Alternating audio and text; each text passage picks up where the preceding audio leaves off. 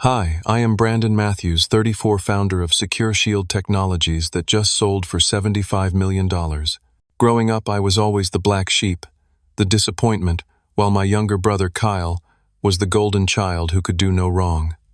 After barely speaking for years, I got a shocking call from my parents last month. Not to reconnect or apologize, but with demands that I bail out Kyle from his financial mess. What they never expected was the final gift I left them with, one that would change our family dynamic forever. Before I start my story, drop a comment letting me know where you are watching from and hit that subscribe button if you have ever felt like the outsider in your own family. I grew up in a modest suburban neighborhood in Columbus, Ohio. From my earliest memories, I was always the curious kid who preferred taking apart electronics to playing sports. While other kids were trading baseball cards, I was disassembling old radios and alarm clocks, trying to understand the intricate circuitry inside. My parents never understood this fascination. Dad would shake his head in frustration when he found me surrounded by components on the living room floor. "Why can't you just play normal things like other kids?" he would ask, the disappointment evident in his voice. Everything changed when my brother Kyle was born when I was 3. From the beginning, he was everything I wasn't: outgoing, athletic, and conventionally talented. By elementary school, the comparisons became relentless. Kyle brought home perfect report cards with straight A's in traditional subjects, while my grades were uneven, struggling with subjects that bored me while excelling beyond my grade level in math and science. "Why can't you be more like your brother?" became the soundtrack of my childhood. When Kyle hit his first home run in Little League at age 7, my parents threw a massive celebration, inviting the entire extended family. 2 weeks later, when I won first place in a regional programming competition for students twice my age, my achievement was acknowledged with a distracted, "That's nice, Brandon," as my mom continued preparing for Kyle's upcoming soccer tournament. I still remember one family dinner when I was 14 that crystallized our family dynamic. I had just found out I had been accepted into a prestigious summer coding camp at MIT, a program normally reserved for high school juniors and seniors. I waited until everyone was seated at the dinner table to share my news, barely containing my excitement. "Mom, Dad, I got accepted into the MIT summer coding program," I announced, my voice slightly shaking with anticipation. Dad barely looked up from his plate. "That's going to be expensive, Brandon. We're already stretched thin with Kyle's travel baseball team." Before I could respond, Kyle interrupted. "Coach said I might be team captain next season." The entire conversation immediately shifted to Kyle's potential captaincy. My mother beamed with pride. "That's wonderful, sweetie captain. As a freshman, that's incredible." The rest of dinner was dedicated to discussing Kyle's baseball prospects, while my MIT acceptance faded into background noise. High school only widened the gap. While Kyle became the quintessential popular student sports star, homecoming king, student body president, I retreated further into the world of computers and coding. I found refuge in the computer lab during lunch periods, to avoid the cafeteria where I never quite fit in. The few friends I had shared my interests in programming and technology, and we were firmly positioned at the bottom of the social hierarchy. My parents' disappointment in me grew more overt. When career day came around in junior year, my father openly laughed when I mentioned wanting to create my own tech company someday. "Be realistic, Brandon. Those Silicon Valley types are exceptional. You need to think about something stable like accounting." Meanwhile, Kyle's dreams of playing college baseball were supported with expensive training camps and private coaching sessions. The breaking point came during my senior year. I had been accepted to several state universities with partial scholarships for computer science, but nothing that would cover full tuition. During a discussion about college finances, my father made it painfully clear where I stood. "We've been saving for Kyle's education since he was born," my father explained. "His athletic scholarship prospects are good, but we need to be prepared in case those don't pan out. We just don't have extra for your schooling." When I pointed out the unfairness of this arrangement, my mother seemed genuinely perplexed. "Kyle has real potential, Brandon. We need to invest in his future." "And what about my future?" I asked, my voice rising with years of suppressed hurt. My father's response cut deep. "Let's be honest, Brandon. You've always been different. Not everyone is destined for greatness. Some people just need to find a stable job and be content with that. That night I overheard them talking in the kitchen when they thought I was upstairs. "I worry about Brandon," my mother said. "He's just so odd. Do you think we did something wrong?" "He's just wasted potential," my father replied. "A disappointment to the family. Thank God we have Kyle." Those words burned into my soul, crystallizing a determination that would fuel me through the darkest times ahead. That night, I made a promise to myself I would prove them wrong. I would become successful on my own terms without their support or validation. As high school graduation approached, the emotional distance between us became a chasm. While my parents attended every one of Kyle's games, taking hundreds of photos and cheering loudly from the stands, they barely acknowledged my graduation as valedictorian of my class. My speech that day was delivered to an audience where my own parents sat stone-faced and checked their watches repeatedly, eager to leave for Kyle's baseball tournament scheduled later that afternoon. It was during these formative years that I realized a painful truth in my parents' eyes. I wasn't just a different kind of son. I was competition for their love and attention, a competition I was never meant to win. Kyle wasn't just the favorite. He was the only child they truly wanted. I was the mistake they were perpetually trying to correct, the square peg they kept trying to hammer into a round hole until both the peg and the hole were damaged beyond repair. When college acceptance letters arrived, I had several options but chose State University's computer science program, which offered me a partial merit scholarship covering about 60% of tuition. I still remember the conversation when I asked my parents for help with the remaining costs. "We just don't have it, Brandon," my father said flatly. "We're putting aside everything extra for Kyle's future. He might need to attend a private university if the athletic scholarships don't come through." "But that's 2 years away," I argued. "Kyle isn't even a junior yet." My mother's response was telling. "We need to be prepared. His future is important." The unspoken implication hung in the air. Mine wasn't. I moved into a cramped dorm room that fall with exactly $217 to my name, money I had saved from my part-time job at the local electronics store. Within a week, I had applied to every job on campus and secured 3 morning shifts at the campus coffee shop, starting at 5:30, evening work at the library, and weekend hours at the computer lab. Between classes and work, I averaged about 4 hours of sleep per night. My roommate, Derek, came from a wealthy family and couldn't comprehend my situation. "Dude, just ask your parents for money," he suggested after finding me asleep at my desk for the 3rd time that week. "Not an option," I replied simply. I never explained further. Despite the exhaustion, I maintained a 4.0 GPA and began developing my first app, a simple campus navigation tool that helped students find the quickest routes between classes. I coded between shifts, often working until 2 or 3 in the morning before grabbing a quick nap and starting again at the coffee shop. By the end of my freshman year, I was running on fumes. During finals week, I collapsed in the computer lab, waking up to a concerned professor shaking my shoulder. Professor Jenkins wasn't even my instructor, but he had noticed my dedication during his late-night visits to the lab. "You can't keep going like this," he said after I groggily explained my schedule. "You're going to burn out before you ever get started." Professor Jenkins became the mentor I never expected. He arranged for me to receive a research stipend that allowed me to drop one of my jobs. More importantly, he believed in my potential when no one else did. Meanwhile, Kyle had been recruited by several Division II colleges with partial athletic scholarships. My parents spent thousands on college visits, professional highlight reels, and training camps to maximize his opportunities.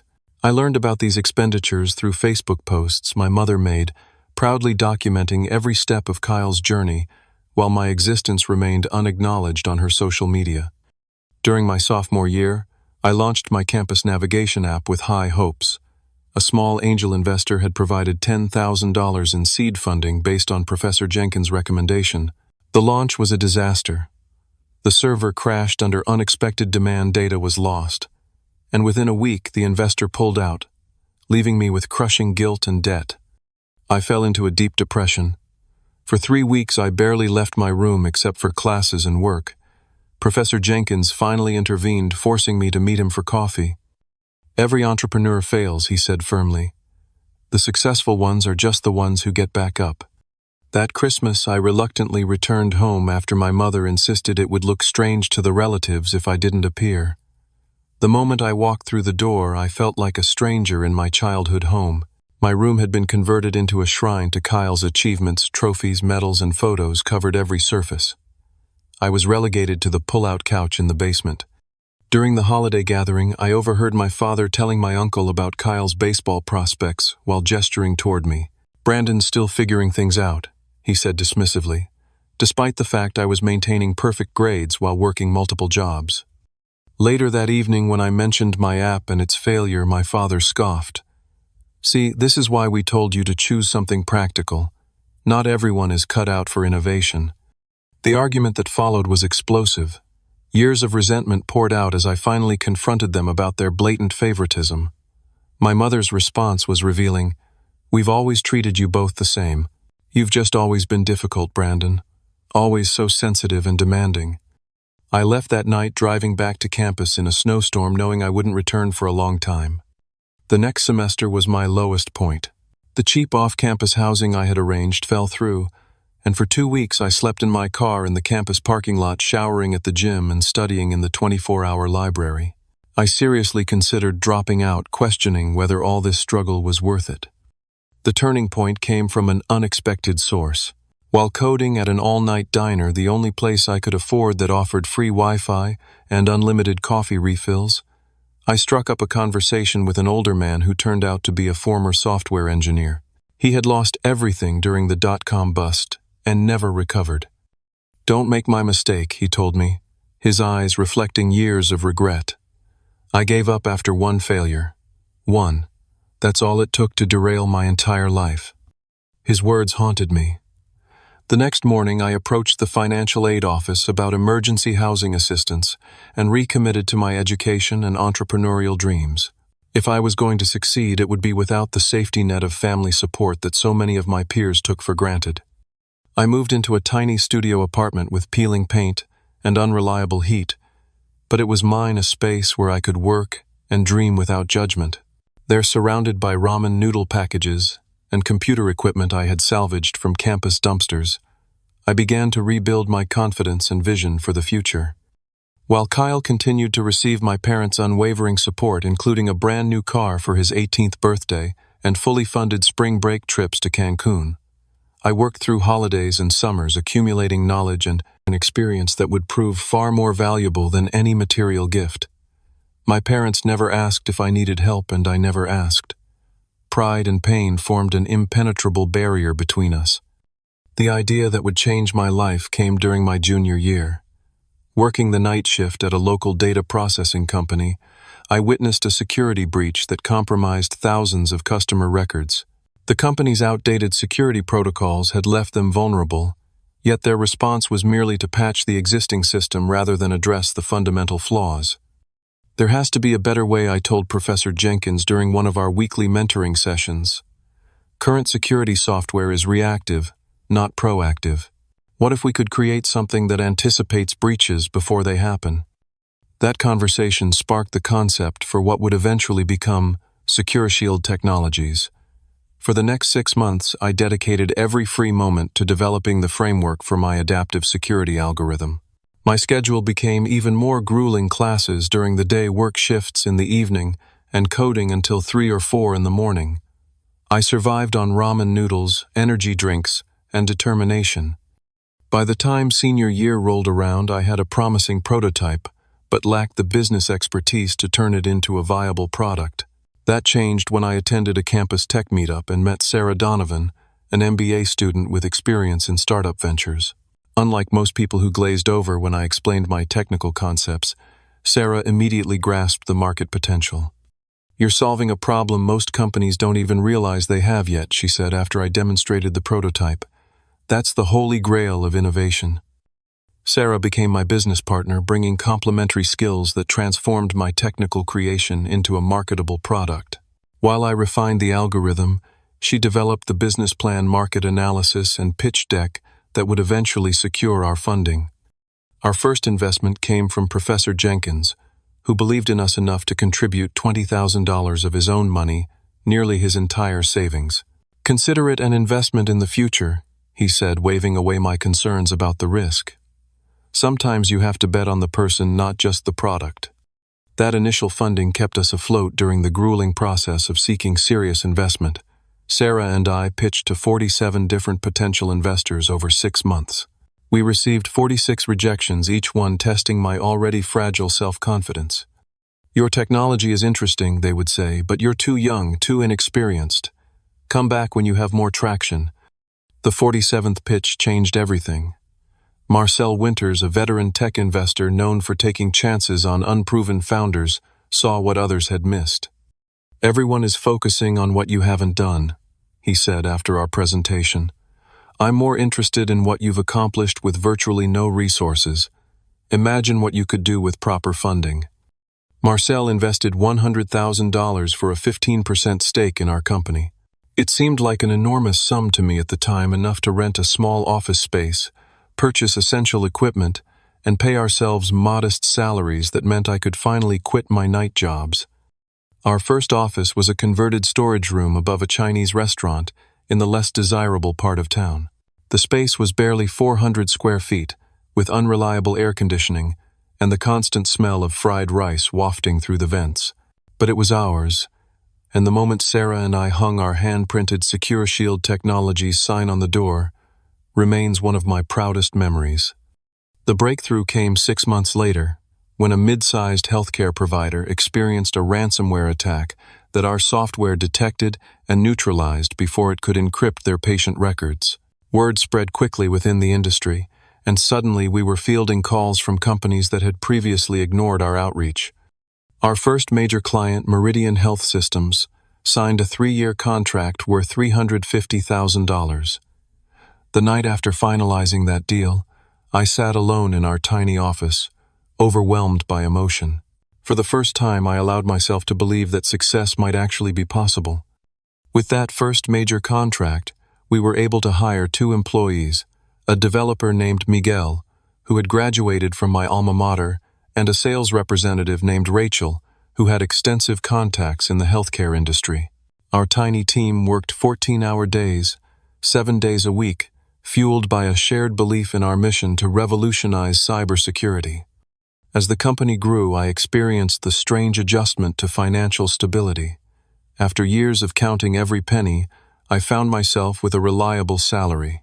My first significant purchase was a modest 2-bedroom house in a quiet neighborhood. Nothing extravagant, but after years of dorm rooms, cars, and tiny apartments, it felt like a mansion. The day I received the keys, I sat alone on the empty living room floor and cried with a mixture of pride and disbelief.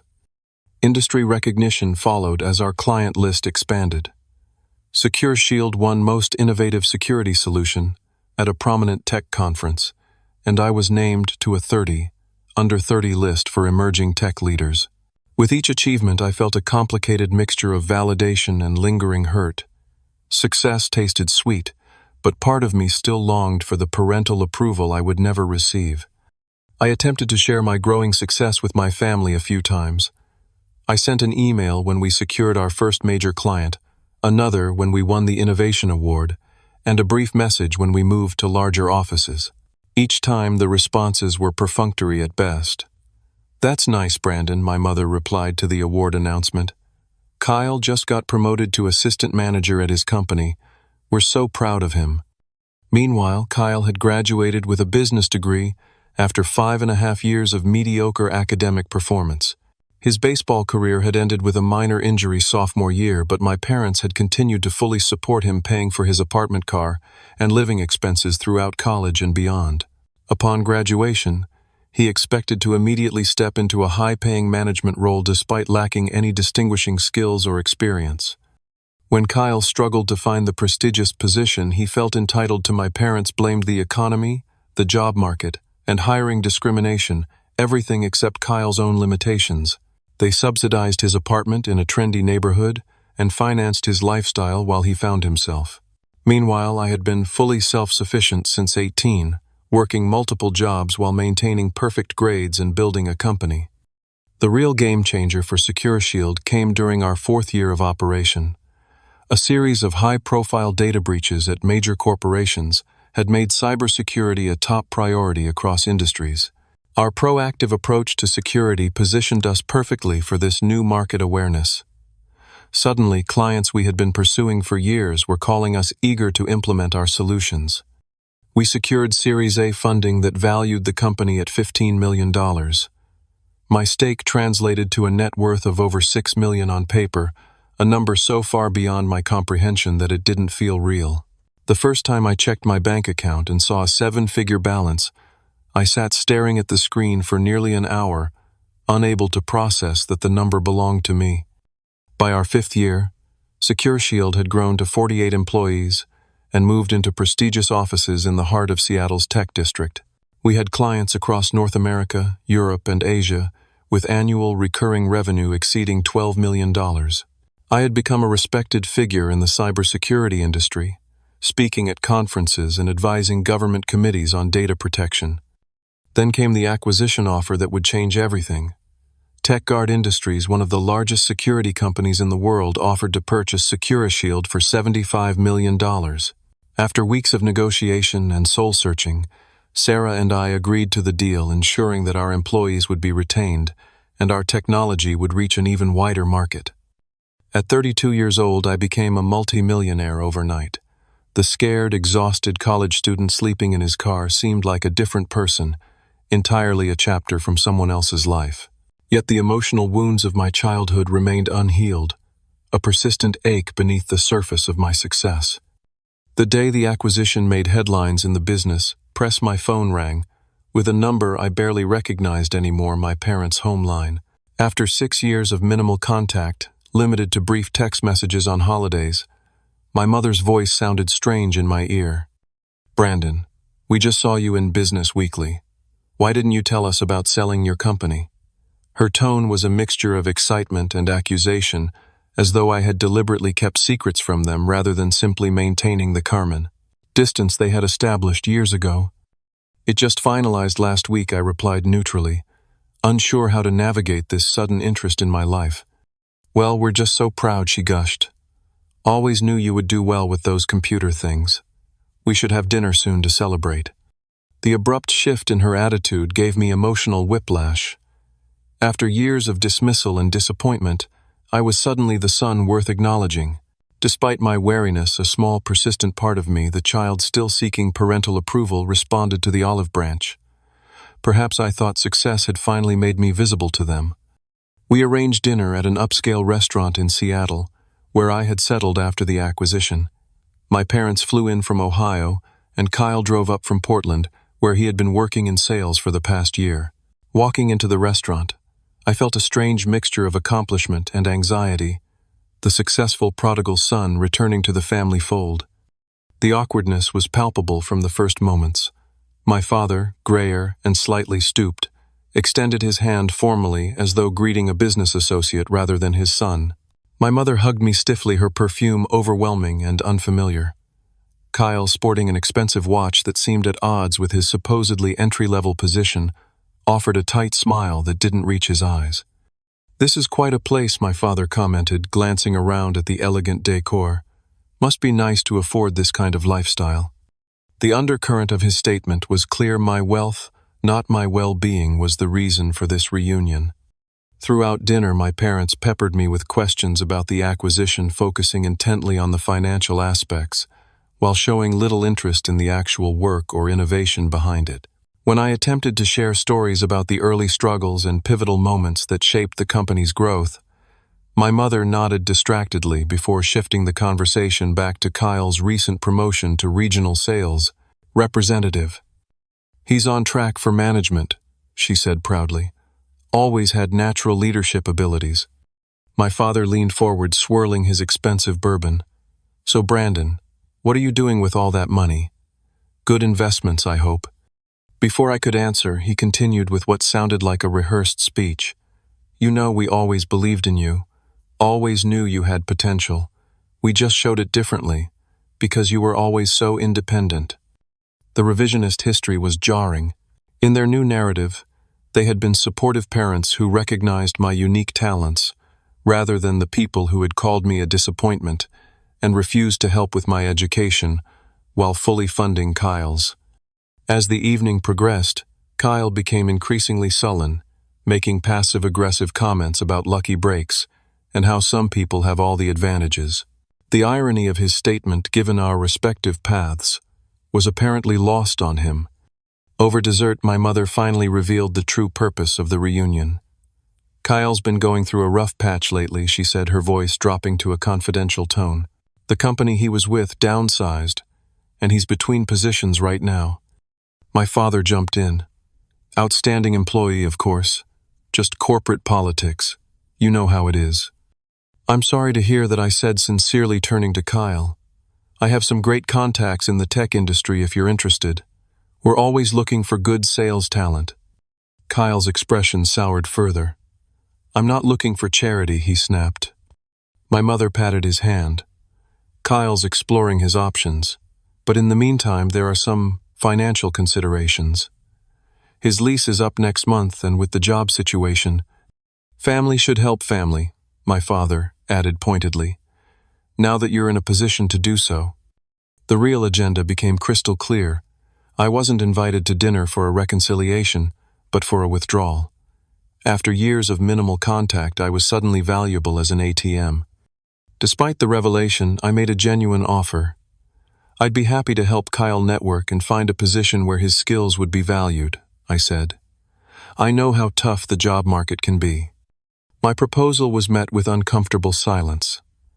Kyle stared at his plate while my parents exchanged glances. "That's thoughtful," my mother finally said, her tone indicating it was anything but. "But what Kyle really needs right now is some breathing room. Financial stability while he considers his next move." "What exactly are you asking for?" I questioned directly. Well, my father cleared his throat. "We thought perhaps a loan. Something to tide him over for 6 months or so. Say 50,000, just until he lands on his feet." The amount was significant, not because I couldn't afford it, but because it revealed they had discussed this extensively before contacting me. This wasn't a spontaneous request, it was a calculated extraction. I promised to consider their request and ended the evening with a polite but distant goodbye. Driving home, I felt a profound sense of disappointment. The reconnection I had secretly hoped for was nothing more than a financial transaction. Over the next few weeks, the frequency of calls and texts from my parents increased dramatically. Each conversation circled back to Kyle's temporary problems and included subtle guilt trips about my childhood family obligations and how parents sacrifice everything for their children, conveniently ignoring that their sacrifices had been exclusively for Kyle. Curious about the sudden urgency, I discreetly inquired about Kyle's situation through mutual connections.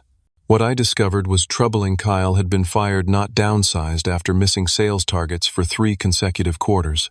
Despite his supposedly dire financial straits, his Instagram showed recent posts from expensive restaurants, a weekend ski trip, and photos of a brand new sports car. Most concerning was information from a former colleague who mentioned Kyle's regular visits to casinos and online gambling sites. The pieces began to fall into place: his erratic employment history, the constant need for loans from my parents, the flash lifestyle beyond his means. I arranged a meeting with my family to address these concerns directly. We met at my parents' hotel suite during their second visit to Seattle, ostensibly to finalize arrangements for Kyle's support. Before we discuss any financial assistance, I began carefully. "I think we need to address the actual issues Kyle is facing." My mother's brow furrowed. "What do you mean he told you he's between jobs?" "I'm concerned there might be a gambling problem," I said as gently as possible. "The pattern of behavior suggests—" Kyle exploded before I could finish. "You've been spying on me. Who the hell do you think you are?" My father stood up, face flushed with anger. "This is ridiculous. Kyle has had some bad luck, that's all. Not everyone can be a tech genius with million-dollar investors." "I'm not judging," I insisted. "I'm concerned. If there's a gambling addiction, money won't solve the problem, it might make it worse." My mother's expression hardened. "This is just like you, Brandon. Always thinking you're better than everyone else. Always the outsider, never really part of this family." Her words struck with precision, targeting the deepest insecurity of my childhood. In that moment, I realized a painful truth: no amount of success would ever change how they saw me.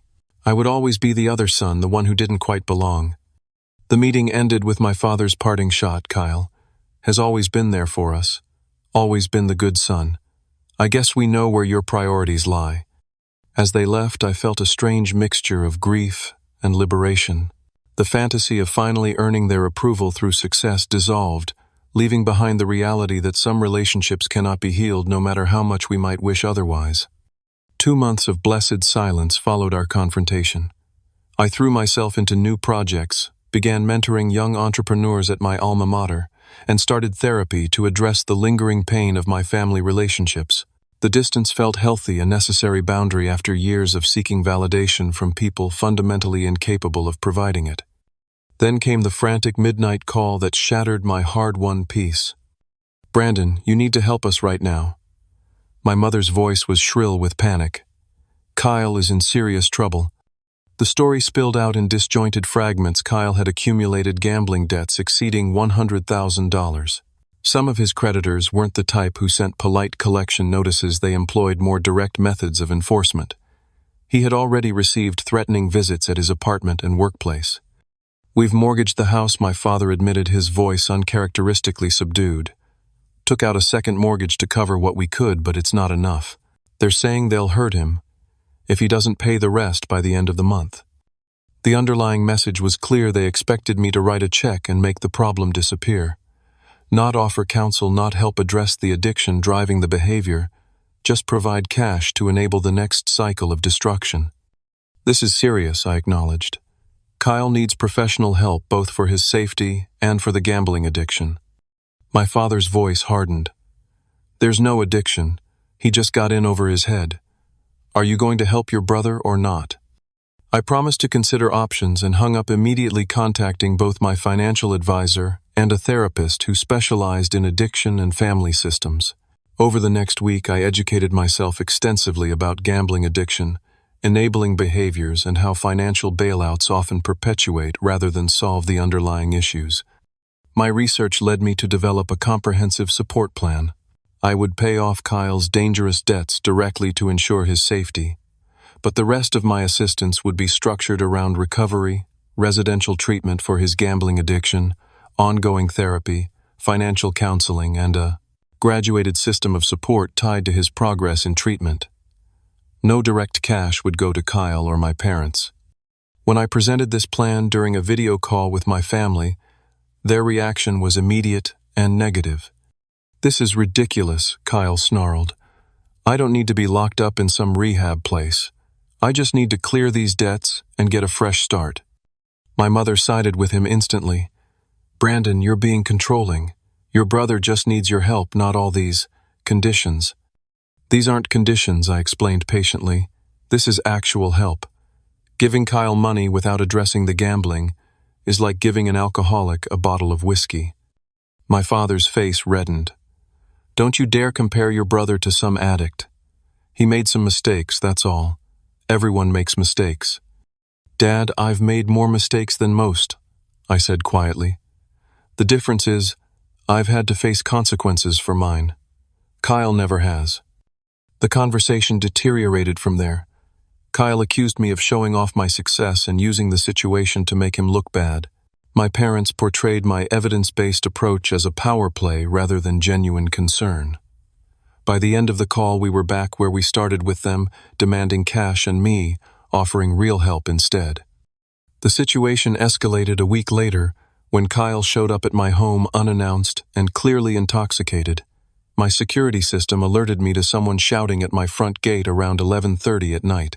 Through the camera, I could see Kyle pounding on the intercom button. "Open up, you self-righteous asshole," he slurred.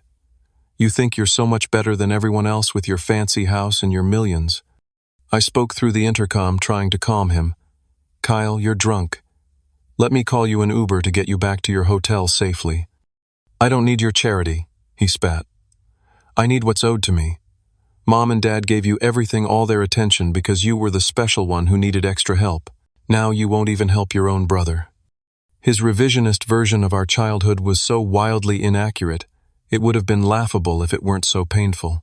As he continued shouting and began throwing small rocks at the security camera, I had no choice but to call private security.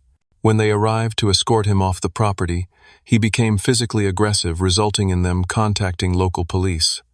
The fallout was immediate and severe. My parents called the next morning beside themselves with rage. "How could you have your own brother arrested?" my mother sobbed, though Kyle had only been briefly detained and released without charges. "He was drunk, trespassing, and becoming violent," I explained calmly. I was concerned for his safety as well as mine. "He's your brother," my father growled. "Family handles things privately, like the way you've handled his gambling addiction, by refinancing your retirement home and enabling destructive behavior." The conversation ended with my father's threat.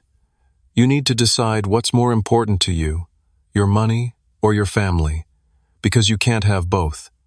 3 days later, I received a lengthy email from my parents. The message laid out their position in no uncertain terms either. I transfer $250,000 to help Kyle get back on his feet, or I would be permanently cut off from the family. No contact, no reconciliation, no future relationship, unless I complied with their demands. The ultimatum triggered several sleepless nights.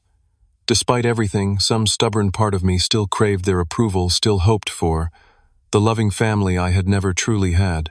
I consulted my therapist about the situation during an emergency session. "What do you feel is your responsibility here?" she asked after I explained the ultimatum. "I want to help Kyle," I answered honestly. "But giving him money with no accountability isn't helping, it's hurting. It's perpetuating behaviors that will eventually destroy him. And your parents? They're so enmeshed with Kyle, they can't see the damage they're doing. They've built their entire identity around being his saviors." She nodded thoughtfully. "Family systems often resist change even when that change would be healthy. Your parents and Kyle have established a dysfunctional equilibrium that feels normal to them. Your refusal to participate threatens that equilibrium." After much reflection, I drafted a response to my parents' ultimatum.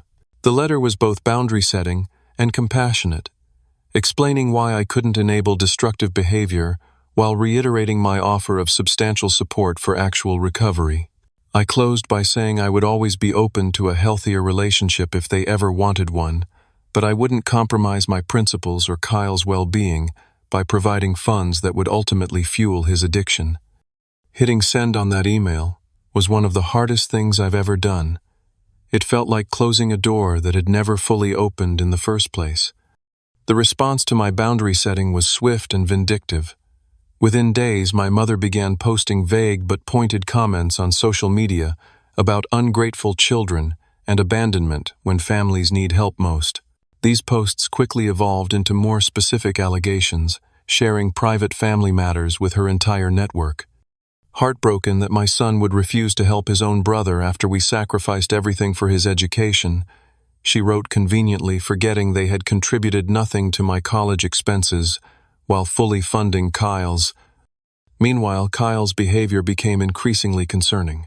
He began sending threatening text messages at all hours, ranging from guilt-tripping hope, "You enjoy your millions while your brother suffers," to explicitly threatening, "You better watch your back, success isn't worth much if you're not around to enjoy it." The situation reached a breaking point when Kyle appeared at my company's headquarters during a meeting with potential investors. He created a scene in the lobby, shouting accusations and demanding to see me. Security had to escort him from the premises, causing significant embarrassment and concern among my colleagues and business associates. Following legal advice, I reluctantly filed for a restraining order against Kyle. The decision wasn't made lightly, but his escalating behavior had crossed from merely annoying to potentially dangerous.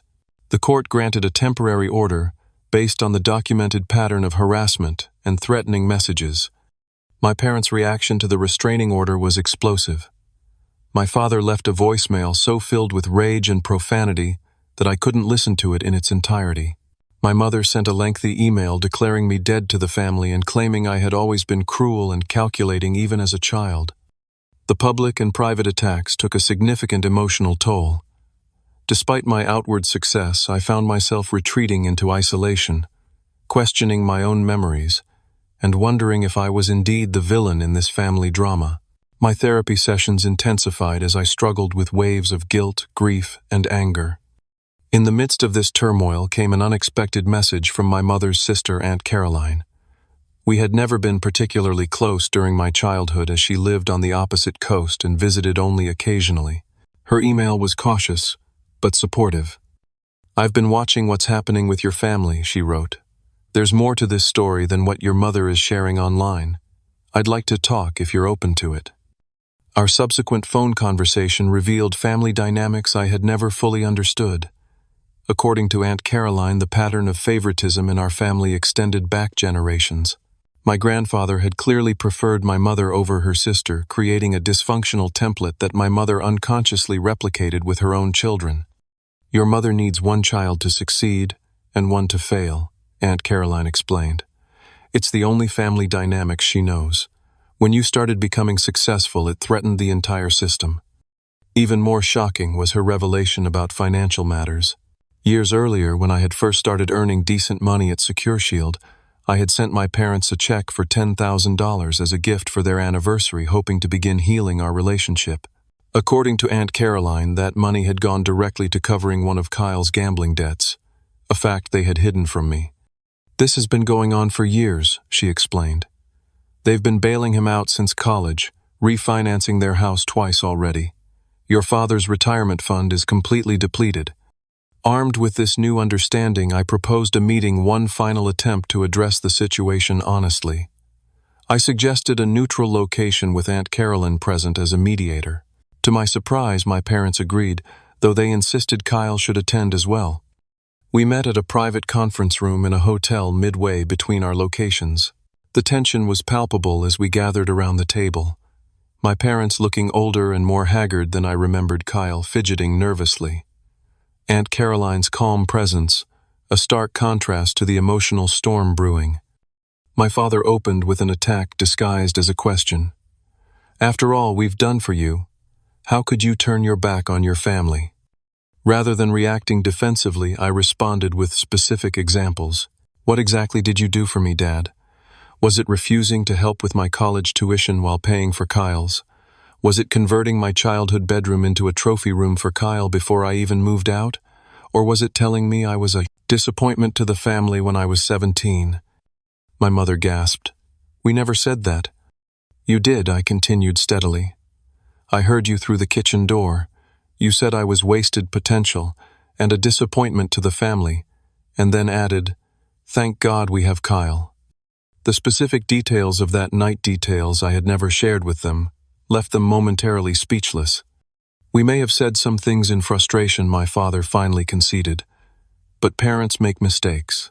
That doesn't justify abandoning your brother when he needs help." "I haven't abandoned Kyle," I countered. "I've offered substantial help, just not in the form of cash that would enable his gambling addiction." "There's no addiction," my mother insisted, though her voice lacked conviction. I turned to Kyle directly. "Tell them the truth. How long have you been gambling? How much have you really lost?" Kyle's face contorted with anger, then crumpled into something more vulnerable. To everyone's shock, he broke down. Since sophomore year of college, he admitted, tears streaming down his face. "The first time was just a poker game in the dorm. I won big and got hooked on the feeling. Then I started losing. Mom and Dad always bailed me out, so there were never any real consequences." My parents stared at him in disbelief as he continued. "I've probably lost over $300,000 total over the years. Every time I swear it's the last time, but then there's another game, another chance to win it all back." He looked at me with red-rimmed eyes. "I hated you for so long because you were everything I wasn't: disciplined, self-sufficient, successful on your own terms. It was easier to blame you than face my own failures." The raw honesty of his confession shifted something in the room. For perhaps the first time, we were speaking truthfully, rather than maintaining the family mythology.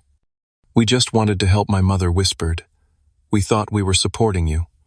"You weren't," Kyle replied bitterly. "You were trapping me. Every time I failed, you rushed in to fix everything, then reminded me how lucky I was to have such devoted parents. It made me feel even more worthless." The conversation shifted to how my parents had unconsciously pitted us against each other, Kyle as the golden child who could do no wrong, me as the problem child who could do no right. Neither role had served either of us well. I'm offering Kyle real help, I said firmly. I'll pay for a top-tier treatment program for gambling addiction. I'll cover the dangerous debts to ensure his safety. But I won't give cash directly to enable more gambling. And what about us? My father demanded. We've sacrificed everything for this family. No, I replied quietly. You sacrificed everything for Kyle. There's a difference. The truth hung heavy in the air. Kyle surprised everyone by speaking up. I want to take Brandon's offer. I need help. Real help. Not another bailout. My parents reacted with shock and betrayal. You can't be serious, my father sputtered. You're choosing his side over ours. There shouldn't be sides in a family, Kyle responded. That's part of the problem. My mother stood up, grabbing her purse. This is ridiculous. We're your parents. We know what's best for you. As they prepared to leave, I made one final statement. I'm no longer seeking your approval. I spent most of my life trying to earn your love, never realizing it wasn't something I should have had to earn in the first place. My father's parting shot was predictable. Don't expect anything from us again. No contact, no inheritance, nothing. As the door closed behind them, a strange sense of peace washed over me.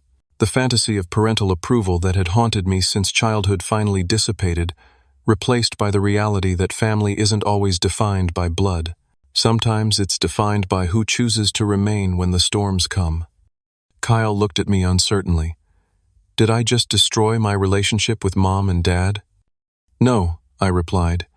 You just took the first step toward healing it and yourself. 6 months passed, bringing changes I never could have anticipated. The distance from my parents continued, but it no longer carried the ache of rejection it once had.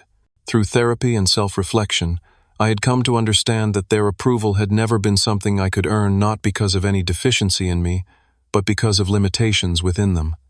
Kyle completed a 90-day residential treatment program for gambling addiction, followed by intensive outpatient therapy and regular Gamblers Anonymous meetings. The transformation in him was remarkable, not just in his abstinence from gambling, but in his growing self-awareness and accountability. I never realized how much of my identity was wrapped up in being the golden child, he confessed during one of our weekly phone calls. It was a role I never asked for but felt obligated to maintain, even when it was destroying me. Our relationship, once defined by competition and resentment, gradually evolved into something resembling actual brotherhood. We discovered shared interests and values that had been obscured by our parents' dysfunctional system. For the first time, we were getting to know each other as individuals rather than as assigned roles in a family drama. My parents remained distant, occasionally sending terse updates through Aunt Caroline, but maintaining their position that I had betrayed the family by refusing to provide unconditional financial support. Despite their continued rejection, I made a difficult decision regarding their future. Working with my financial advisors and attorneys, I established a trust fund specifically designed to provide for my parents' retirement and healthcare needs. The structure was carefully crafted. They could not access the principal. Only the income and funds could only be used for legitimate retirement expenses, housing, medical care, utilities, and basic needs. Most importantly, none of the money could be redirected to Kyle or used to cover gambling debts. When the trust documents were finalized, I sent them to my parents with a simple note. This is my final gift to you, not because you earned it, but because it's who I choose to be. Their initial response was predictably negative. My mother called it controlling and conditional love, while my father refused to acknowledge it at all.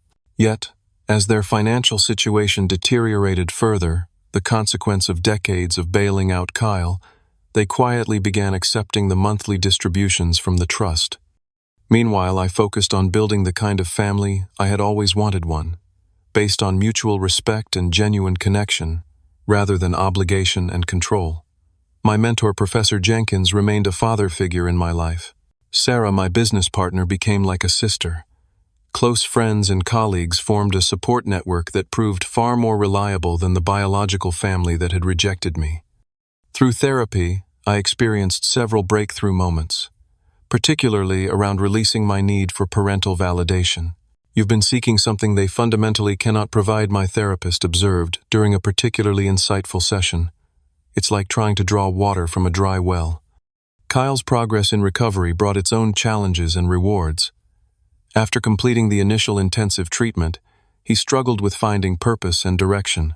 With my encouragement, he became trained as a peer counselor for gambling addiction, using his own experience to help others on similar paths. For the first time in his life, he was defining success on his own terms, rather than through our parents' expectations. "I never thought I'd say this," he told me during a weekend visit to my home, "but hitting rock bottom was the best thing that ever happened to me. It forced me to figure out who I actually am beyond the golden child image." Approximately 8 months after our confrontation, my mother reached out tentatively. The email was brief and cautious, with none of the emotional manipulation that had characterized our previous interactions. She expressed interest in seeing me during an upcoming trip to Seattle, adding that she would understand if I preferred not to meet. The lunch that followed was awkward, but represented the first honest conversation we had ever had. There were no grand apologies or dramatic reconciliations, just small steps toward a different kind of relationship. "I've been doing some reading about family dynamics," she admitted hesitantly. "Some of it has been uncomfortable to recognize in myself." My father remained more resistant to change, maintaining minimal contact and continuing to view my boundaries as personal attacks rather than necessary health measures. Yet even he showed small signs of evolution, occasionally asking actual questions about my life rather than making assumptions or comparisons. The most unexpected development came when Kyle approached me with an idea for a foundation supporting first-generation college students without family financial backing, students whose circumstances mirrored my own college inexperience. Together we developed a program that provided not just scholarships but mentorship, emotional support, and practical guidance for navigating higher education without family resources. "I want something good to come from our family dysfunction," Kyle explained. "Maybe our story can help others avoid the same patterns." Working alongside my brother on this meaningful project healed wounds I hadn't realized still existed. We would never have the carefree childhood bond that some siblings enjoy, but we were building something perhaps more valuable, a relationship based on mutual respect and shared values rather than competition and resentment. As for my parents, our relationship remained complicated. During a rare phone call approximately 1 year after our confrontation, my father made a statement that represented perhaps the closest thing to an apology I would ever receive. "We didn't always understand you," he said gruffly. "Maybe we should have tried harder." It wasn't a perfect reconciliation, those exist primarily in movies and novels, but it was a small acknowledgement of past failures. I had learned to accept these modest offerings without expecting the comprehensive recognition and validation I had once craved. The trust fund I established for my parents remains active, providing for their basic needs, while preventing the financial enabling that characterized their relationship with Kyle. They occasionally chafe against its restrictions, but have gradually come to appreciate the security it provides in their retirement years. The true gift in this journey, however, wasn't financial. It was the freedom from toxic patterns and expectations that had defined my early life. By establishing boundaries and refusing to participate in destructive family dynamics, I broke a cycle that might otherwise have continued for generations. Today, I mentor young entrepreneurs from disadvantaged backgrounds, sharing not just business knowledge, but lessons about self-worth and boundaries. I tell them what I wish someone had told me: that your value isn't determined by parental approval, that success comes in many forms, and that sometimes the most loving thing you can do for yourself and others is to say no to destructive patterns. My relationship with my family remains a work in progress, some days better than others, some wounds still tender to the touch. Yet I've found peace in accepting what is rather than yearning for what might have been. The family I was born into may never fully understand or appreciate me, but the family I've built through meaningful connections sustains and enriches my life in ways I never thought possible. So I ask you, what family patterns have you had to break in your own life? Have you ever had to set difficult boundaries with people you love? Share your experiences in the comments below, and let me know if my story resonated with you in any way. If you found value in this journey, Please hit the like button and subscribe to hear more stories about overcoming family challenges and finding your own path.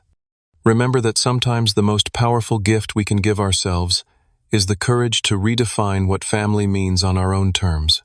Thank you for listening, and may you find the strength to create the connections you deserve, not just the ones you were born into.